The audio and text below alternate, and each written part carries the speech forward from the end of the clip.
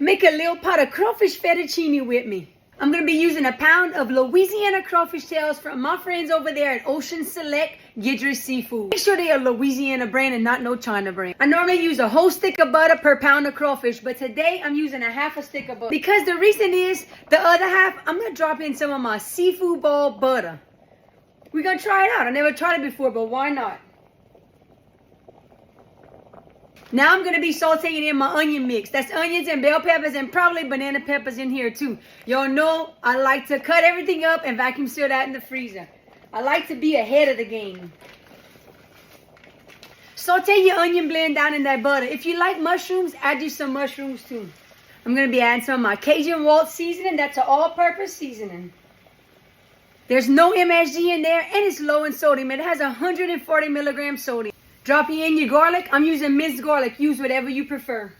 After I let all my onion blend saute down, now it's time to throw in my little Louisiana crawfish tails. These are already pre-cooked.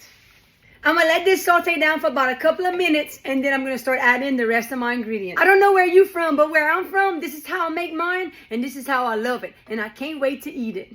And I know we all have our own ways of making things a little differently, but sometimes it turns out to be the same thing, yeah. So now that my crawfish is in, I like to add a little bit of my seafood ball seasoning. In most places, I see people put this as Old Bay. I don't use that. This is what I use. I also like to add in a little bit of my liquid seafood ball. Now, that's my opinion only. You don't have to add this if you don't want. I like this. It gives extra flavor. I'm going to say about a capful, but y'all know I ain't good at measuring. The more you add, probably the hotter it's going to be. So be careful with liquid seafood ball. I'm going to be using about 8 ounces of cut up Velveeta cheese. I'm going to be adding in my half and half right here. If you like it thick, put less half and half. I'm starting with about 2 cups. I think that's what I'm going to use for this little batch. I don't like it too thick. I like it a little runny sometimes. Now make sure you get you some fettuccine noodles balled on the side. If you ain't got fettuccine noodles, I don't care what kind of noodles you put in there. As long as it's edible, put it in there. Remember, you season to taste. Season to your taste. Y'all already know how I feel about seasoning. I love me some seasoning. Once you have it all melted in together, go ahead and add in your fettuccine noodles. Just fold it all in together. I'm going to let this simmer down for a few, and then y'all know what time it is. Now remember, you can add more noodles than this if you want. This is what I had. This is what I like. Y'all can do the mixture just about how you want it. But look at this. Can't beat a good old crawfish fettuccine. And let me tell you, there ain't nothing wrong with some toast bread and my liquid garlic butter on top of that.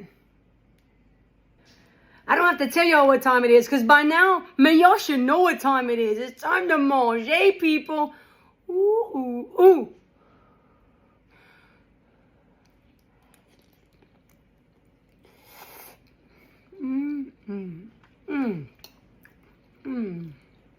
The consistency of this is absolutely perfect. It is just right for me. I don't know about you, but for me, it's just right.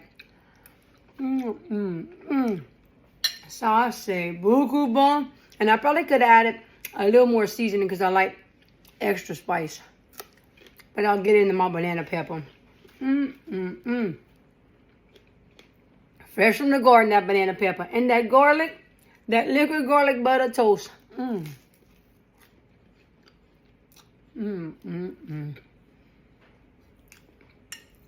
of my friends told me they could take a bath in my garlic butter. Don't do that. Let us just keep eating it.